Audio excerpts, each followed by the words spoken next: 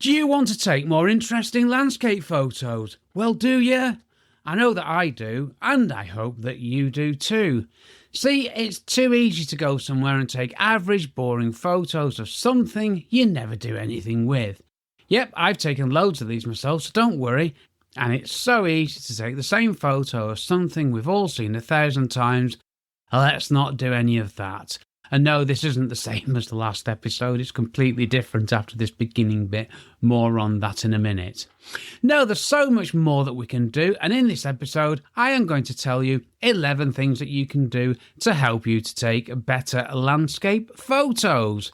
And that was the answery bit. How utterly splendid. And yes, this is the same intro as the last episode, which was all about travel photography. Well, why not, eh? It's the same question, but about a different genre of photography. Easy for you to say, Rick. But only the intro is the same, the rest is completely shiny new. Hi, and a very warm welcome to episode 205 of the Photography Explained podcast. I'm your host, Rick, and in each episode, I will try to explain one photographic thing to you in plain English in less than 27 minutes-ish without the irrelevant details. Yes, really. I'm a professionally qualified photographer based in England with a lifetime of photographic experience, which I share with you in my splendid podcast. Right, here are those 11 things I will be talking about in this episode. See, just to prove this isn't the last episode slightly reworded, this is all completely new stuff, and it's good stuff too. Well, it's new apart from number 1. Let's just go through the list quickly. 1. Everything I've covered in the last episode applies here. Yep, that's not new, is it? No, it isn't. 2. Focal lengths. I don't need to say the numbers, do I? Crop factors, tripods, self-timer, rule of thirds and other rules, bad weather, sunrise and sunset, filters, landscape/portrait, photograph what you like. Okay, let's get into this. Firstly, everything I covered in the last episode applies here, which is photograph interesting stuff, of course. Walk, look and think before you take a photo. My photography superpowers. Don't just photograph the obvious. Find different viewpoints. Try to get one photo. Well, I'd have to get that in somewhere, wouldn't I? Don't be put off by rubbish weather. Work out where the best light is. Work out when the best light is. Try a minimalist approach. Choose a rule or rules of composition and work with it/them. And that's the stuff from the last episode that applies here. So move on, Rick. Let's get on to some new stuff. Focal lengths.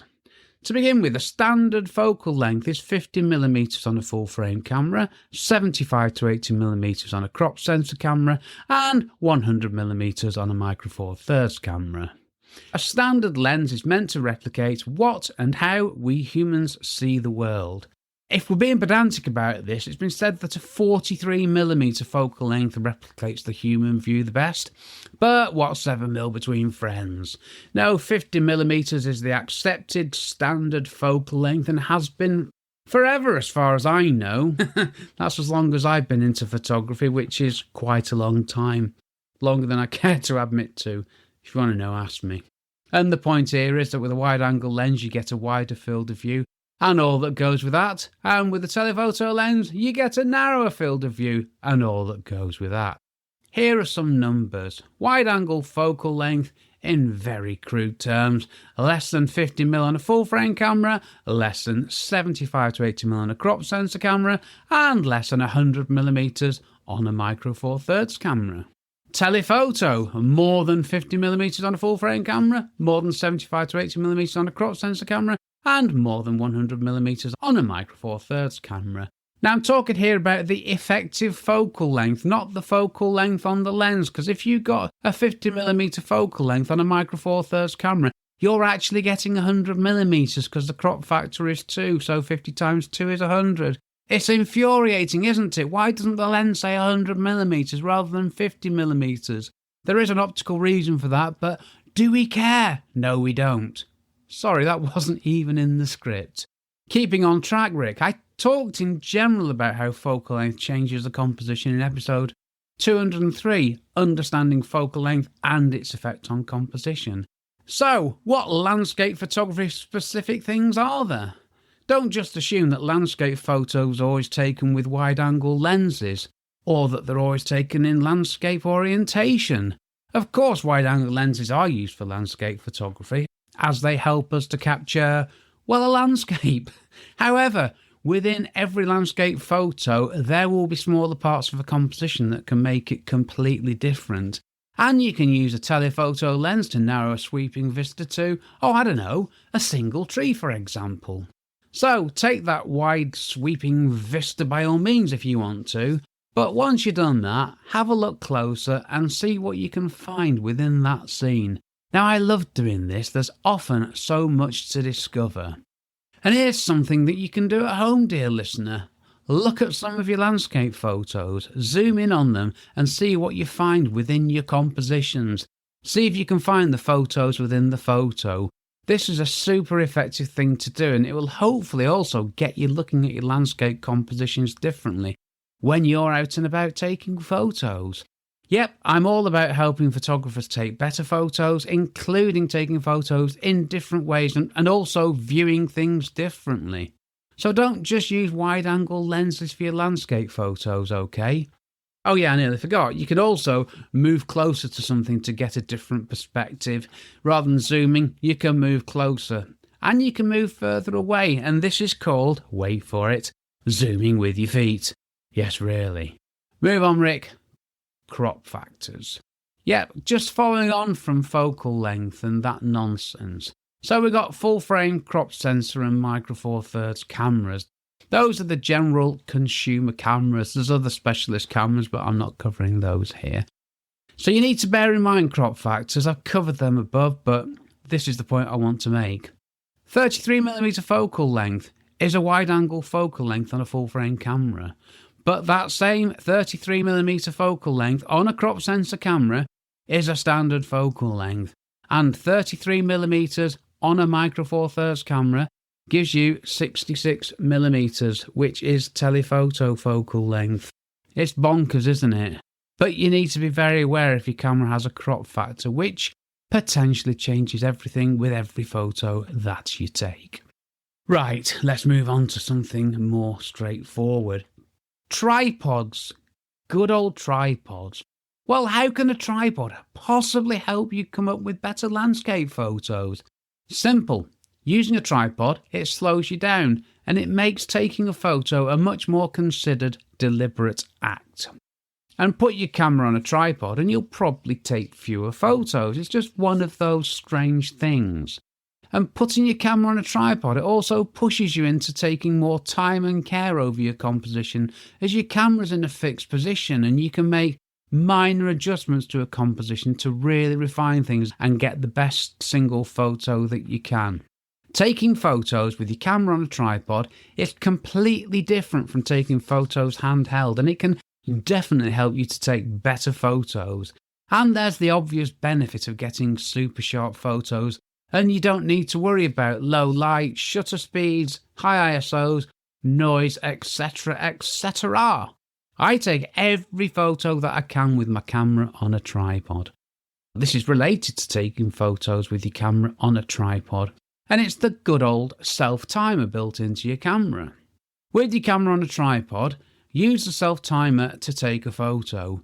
I use the 10-second self-timer on my Canon 6D, and this means that after I've gently touched the shutter release button, my camera has another 10 seconds to become as stable as I can get it, which helps me to get the sharpest photos that I can every time. Yeah, of course you can use a remote release to achieve the same, but I got rid of these in favour of the built-in self-timer, and no, I don't use it for selfies. I think that's what they suggest in the camera manuals if you want to take a photograph of yourself. But if you think about it, it makes perfect sense. Camera on a tripod, press the shutter release button. The camera has 10 seconds to settle and any vibrations to hopefully stop. It's nice and still, it's as still as it can be. Why wouldn't you do that? It makes perfect sense. And it's one less thing to have to put into a bag. It's one less thing you have to connect. It's one less thing you have to get batteries for.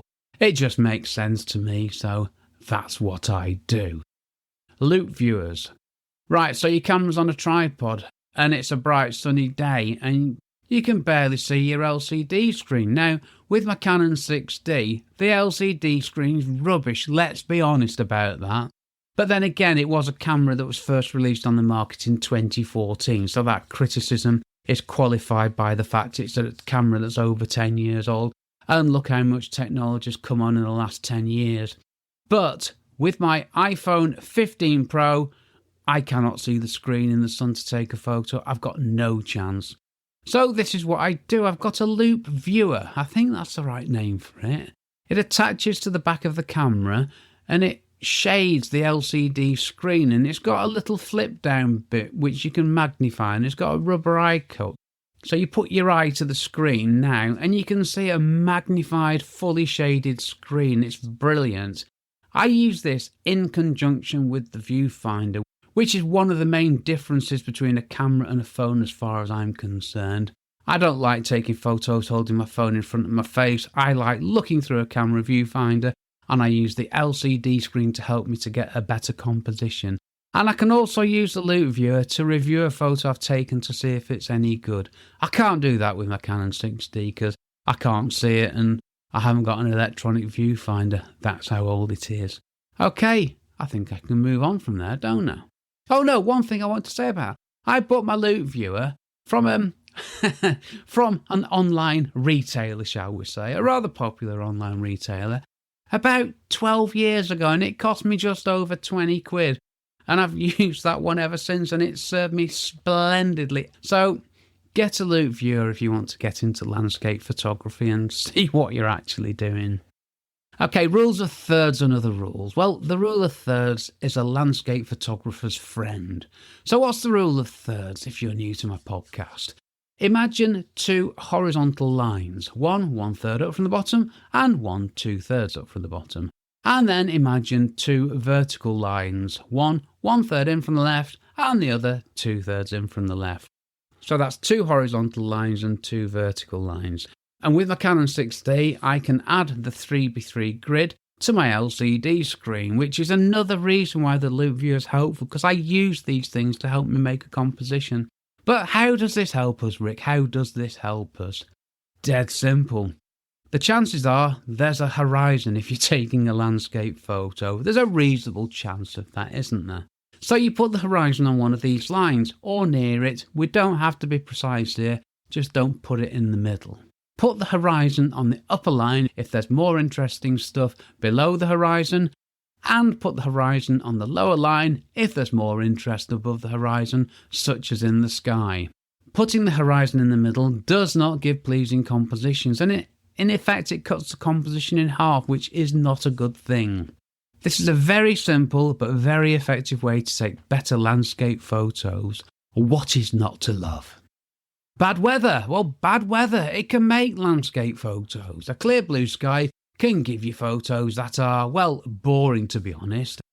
Good job, because we don't see clear blue skies here in England that often, apart from today, which is yet another day with a lovely clear blue sky. Dull and grey weather isn't great, of course it isn't, but it can be used creatively. If you can capture the detail in a grey sky, you've got a chance of getting an interesting black and white photo. And bad weather can very quickly become dramatic weather, which can make a photo which a lovely sunny day wouldn't have given you.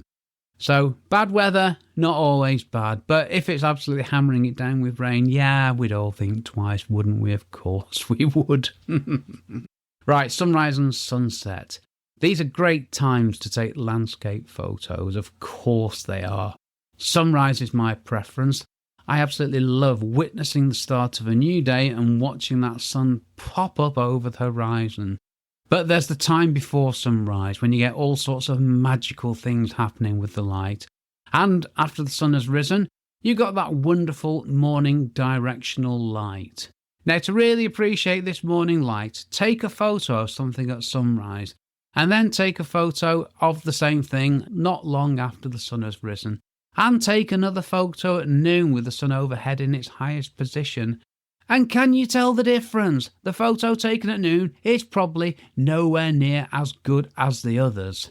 See, it's the quality and direction of the light that can make the difference to any photo, so be mindful of this when you're taking photos, whatever time of day it is.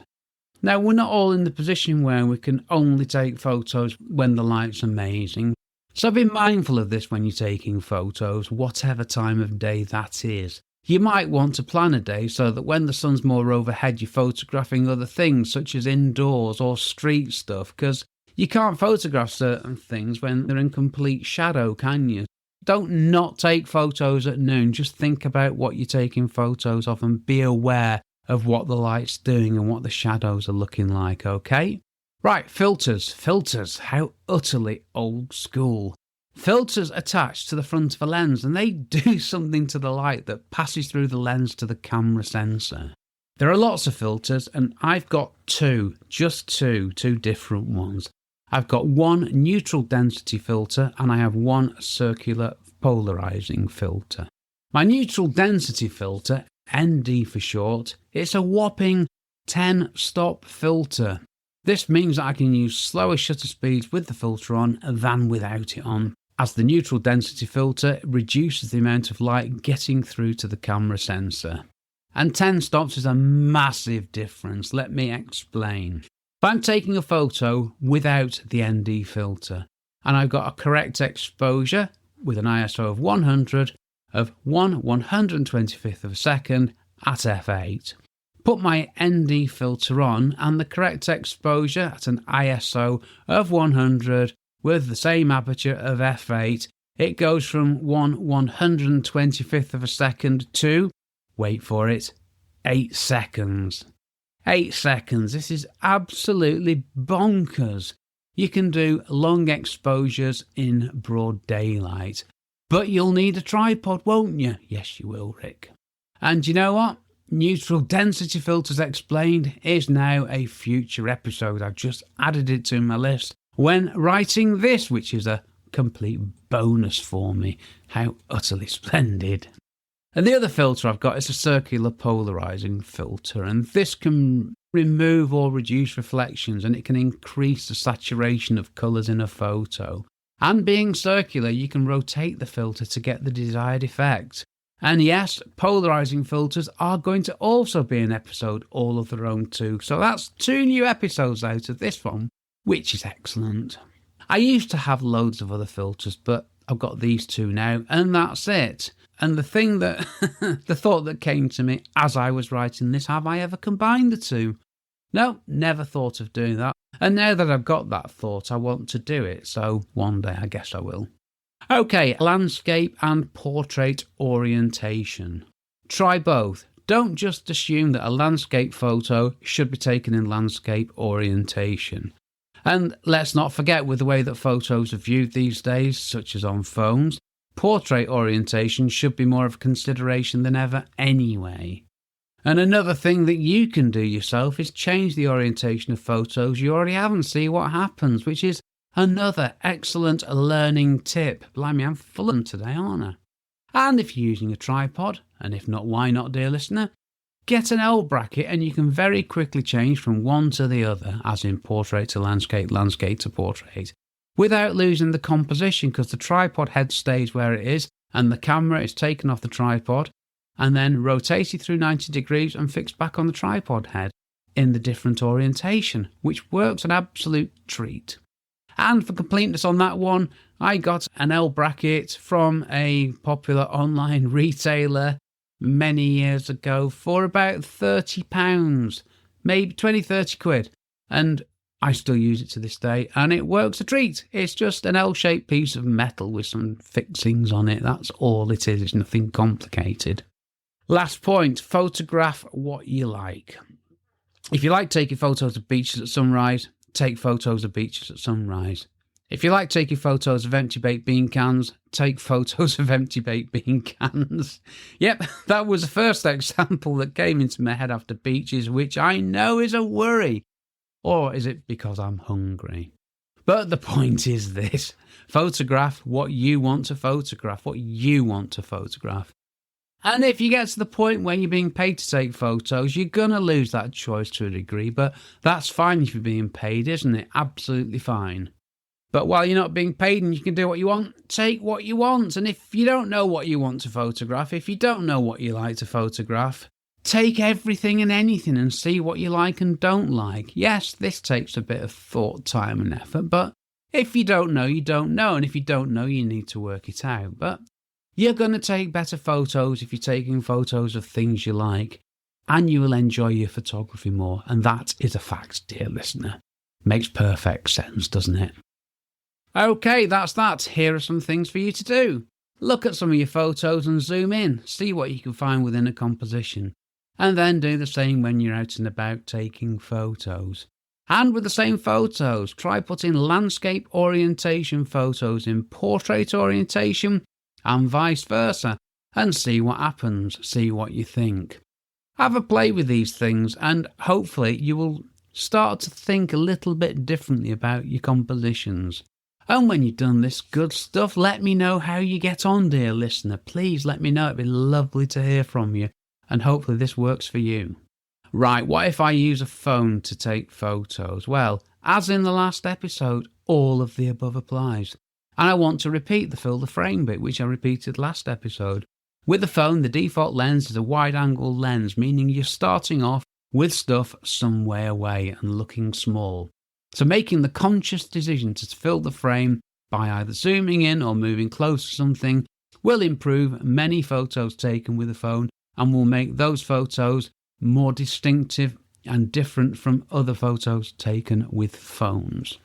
What do I do? Well, I've already told you that, haven't I? These 11 things are what I do. Picking up on a point from the last episode about finding interesting things near you. I went to my local woods once. I'd never been to them before. It was a cold, misty January morning, 5-minute drive from where I used to live. And do you know what? I got some of my favourite photos there.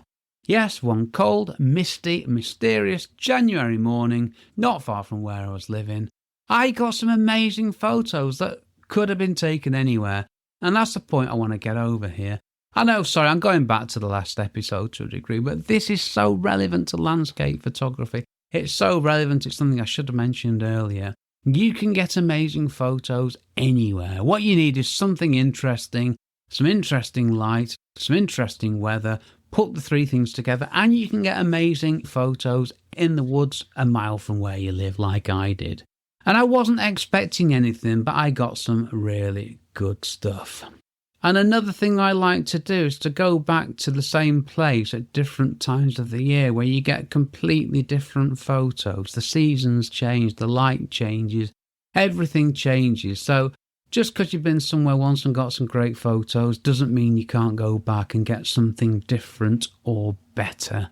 That was take 7 for that very simple sentence that I made a real hash of. So I'm going to move on to some thoughts from the last episode. Just one thing. Taking photos, it's not just raising your camera and pressing the shutter button. The taking the photo bit, it's probably the last 10% of the process for me. There is so much more before you take a photo, and that's where the great photos are created. Not when you press the shutter button, but everything up to that point. The taking the photo is the capturing all the thoughts up to that point. It's the technical end point, okay? Next episode, something about photographing buildings. I'm not sure yet. I haven't got a title. I need to have a think about that one so I'm not duplicating things. So let's see what appears in 2 weeks. And let's give me a quick plug for me and what I do. Why not, eh? If I can't plug myself on my own podcast, where can I? Why not check out the podcast website, photographyexplainedpodcast.com, and my other photography website, rickmcavoyphotography.com, where I write blog posts about my photographs of buildings and lots of other good stuff. And on my courses page, rickmcavoyphotography.com/courses, you'll find my course, How to Become a Real Estate Photographer. How utterly splendid. And you can also find me on YouTube talking about my podcast and my blog. Just type my name in and you'll soon find me. Okay, get an email from me if you want a weekly email from me, where I start by talking about the weather. Fill in the box on any of my websites, and every Friday you will read what I'm thinking about photography related after the weather update. And that's enough of the self-promotion. If you got a question you'd like me to answer, or you just want to say hi, email me, sales@rickmcavoyphotography.co.uk, or text me from the podcast feed. It's always lovely to hear from you, dear listeners. This episode was brought to you by, well, it was a cheese and bacon and tomato and mayo sandwich with no crisps.